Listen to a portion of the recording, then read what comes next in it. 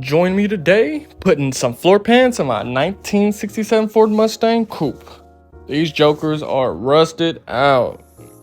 I went ahead and grinded the spot welds out for the seat platform. This is where the seat sits. Went ahead and got them out the way. I used the air hammer on some of the more rustier parts because it was just falling apart as it was. It just helped it out. Pulled it back, exposed the rat's nest underneath it. Real yummy. Traced out the new seat pan. That's where that orange marker was. And then I cut about 1.5 inches below that line. Leave myself some overlap, something to weld to. That's what the pan looks like. The new pan looks like just sitting in there. Took a hole punch. Punched the holes. Then a little bit of that grind on me. Pretty real.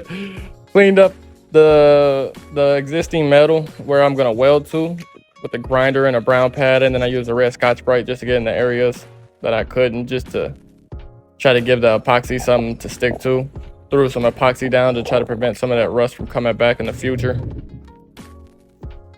like a toxic girlfriend. Cleaned up them holes, put some self-tappers in it, threw some welds in it. I pulled them self-tappers out, then I also welded those holes, put some epoxy down. I traced out a new seat platform. That's the old seat on top of the new platform. I'm using it as reference to make sure I can access the holes at the bottom of the pan. I liked it, put some self-tappers in, welded it up, pulled the self-tappers out, then I welded those holes. A lot of welding, a lot of holes, make sure it ain't going nowhere. This is the driver's side. It looks terrible. It's rusted all the way up, clear all the way up the firewall, but I'm gonna close my eyes and pretend like I don't even see it. Went ahead and cut out that old pan, left 1.5 inches, threw that new one in there just to make sure I liked the way it looked. I didn't, but I'm going for it. There ain't no stopping me now. Cleaned up that metal, threw some epoxy down. Once again, try to keep that rust from coming back best as possible.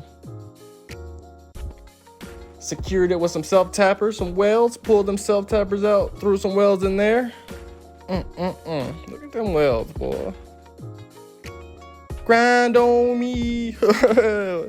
Did it again. Another one, DJ Cali. Went ahead and used my DA and just ran it over everything. Just try to make sure that epoxy just sticks as much as possible. Every little bit helps. You really don't have to scuff the E-coat, the black brand new parts, but I just do it just to help. So that's what it all looks like. And then I threw the driver's side seat platform in like that. Bam. I secured it with some self-tappers as well. Bam. Some more welds. Bam. And I grinded them jokers down. And I went ahead and threw some epoxy on that. So bam. Yeah, man, come join me next time. I'm going to put some mini tubs in the back.